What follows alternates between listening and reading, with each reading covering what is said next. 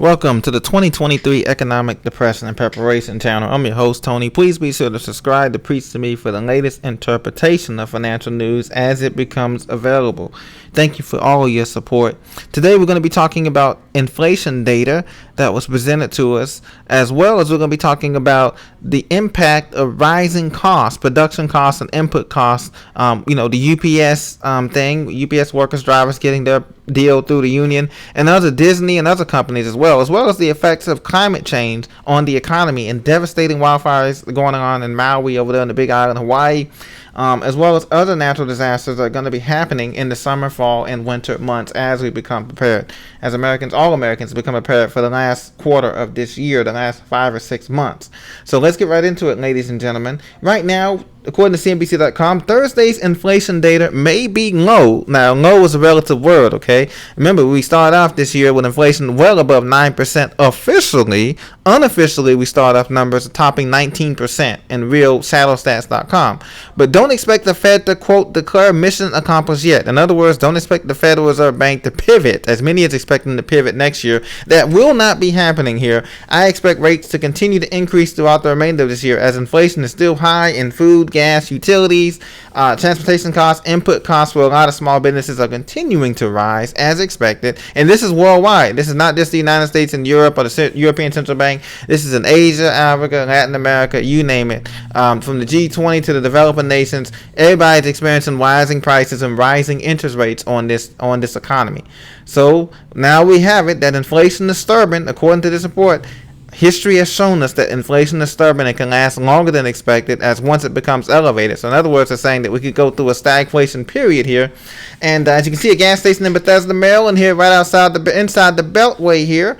Gas prices $4.09 for regular, $3.99 for regular at Mobile. And this is that thing. The gas stations compete with each other for prices. So if you see one across the street, $3.99, the other one's going to raise it to $4.09 and such and such. That's going to become a domino effect for this economy. Now, the national average by AAA says nationally for USA is around $3.82 per gallon and rising. Okay, that's national average according to AAA. But you can see here the consumer price index has come down a bit year over year, the CPI, but it's still very much elevated. So inflation is here to stay. And it's here to stay beyond the election season, ladies and gentlemen. So no matter who gets in office in 2024 here, inflation is here to stay beyond that. We're talking 2025, 2026, if it even becomes, if it even can be brought down at this point, because housing cost is going up, right? We have a lot of employment pressures. Because the Fed is trying to reach full employment. As you can see here, employment cost index has risen to 4.26% as of the second quarter of 2023. Now, this is seasonally adjusted. This is data from the U.S. Bureau of Labor Statistics via FRED. And the data is just of last month. That's July 28th. So we see danger in that. Health insurance cost is climbing. Remember, health insurance cost is part of our salaries, our checks. They check out for health insurance costs every year. That is going up. So it's interesting to see what open enrollment season comes up in this fall. How much health insurance costs are going to increase for the majority of Americans. Gas prices, once again, I mentioned that, I told you guys, is right here.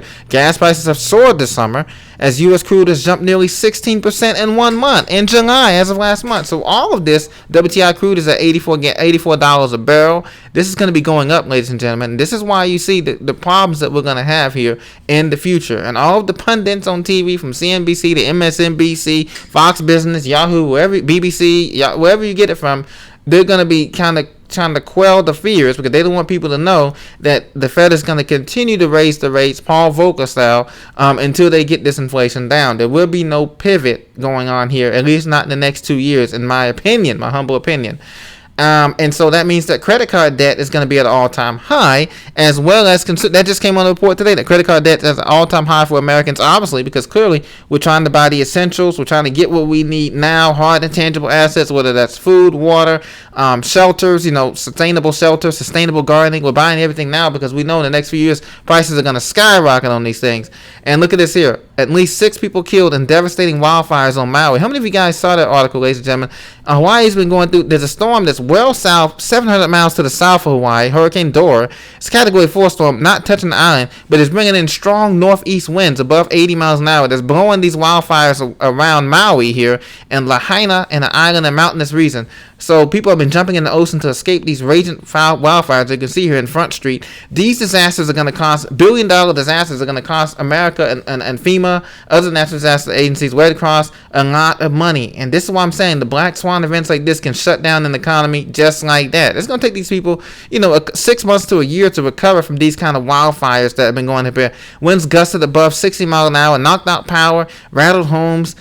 We just had in America, on the mainland, we just had a big storm that knocked out power from some places in Maryland, Western Maryland, all the way up through upstate New York. We had power knocked out for at least a day or two. Possibly some people are going to be knocked out till Friday. So these natural disasters are going to be costing not only the island, but costing the mainland, costing everybody in the United States and in Europe. Whether it's a heat wave, a snowstorm, this is what it means to be prepared. Now, next we have Disney's raises streaming prices as CEO Bob Iger warns of password sharing crackdown. Now, you see Netflix raised their tier of streaming. Now, Disney's going to follow suit. Who's next? Paramount Plus, HBO Plus, who knows? But we do know these companies are going to be raising prices on streaming. And get this. It is my prediction that the internet carriers such as Comcast, Verizon Fios, if you have any of those carriers, Charter Communications, Cox Communications, they're going to be following suit by the end of next year, raising prices on standard broadband. Because as you know, President Biden wants to make broadband more, quote, accessible to people in rural areas. So they're going to pay for that satellite by raising the internet prices in general on everybody. And that's coming next year. So be on the lookout for that coming next year, starting January. For your internet bill to be increased, they're gonna put a little tax on there, probably like they do, like we had the 9/11 tax and the other taxes, communication taxes. They're gonna add another tax on that to pay for the rural internet streaming satellites that they're putting up now. Elon Musk, if help to put up those satellites every week. They're putting up satellites every week now to have that. So streaming prices are going to go up. How many people use streaming services? Anyway, I don't really use streaming services like Paramount Plus or Disney or Plus or all that because I feel like they're remaking all of the old movies. As you can see now, Teenage Mutant Ninja Turtles came out and other movies came out, Barbie and all that. They're just remaking old movies that most of us have already seen as kids or had as kids or as adults. And it's not worth it, but maybe you found some value. If you do found value in it, be very careful because this can creep up on you. You can put it on auto pay and you won't realize soon you'll be giving $20 a month, $30, $50 a month to these people and you don't realize it because it's on auto pay. Disney Plus ad-free plan is going to rise 27% to $13.99 a month. Look, that's up from $10.99. That's double. Now, I can see paying for Amazon Prime because next-day delivery and two-day delivery is just totally awesome most of the time, and you can't get that service elsewhere. But right now, this streaming service is just an extra added cost. Even Hulu's ad-free plan is going to increase by $3 a month to $17.99 a month. Guys, this is just a lot of money. These extraneous services is a lot of money that I think many of us can go without, especially if we've seen remakes, movies, and we've got other packages, ways to entertain ourselves, whether it be through homemade games, card games or whatever. I think this is an extra expense, in my opinion, that you really don't need. But these companies are forced to go to this because the brick and mortar with the strike going on in Hollywood, the writer strike and everything, now they're sending the streaming, they're going to get you cracked. So now crack down on sharing passwords. Same thing Netflix has been saying. So let me know what you think about that in the comments. Do you use streaming services? Are you making cutback on gym memberships or streaming services, things of that nature as prices continue to rise, and not just in big cities like Chicago, LA, New York, Dallas, Fort Worth, Houston? I've noticed prices rising in the mid-tier cities as well, and also in these small rural cities. In terms of food prices and things of that nature, prices are still rising or staying steady. Let me know if you're seeing in your neck of the woods. And also, we're not at full employment. Unemployment continuing claims is rising too as well. So this has been your report for this Wednesday, middle week hump day, August the 9th, 2023. Thank you for joining me. God bless. I'll talk to you very soon and take care.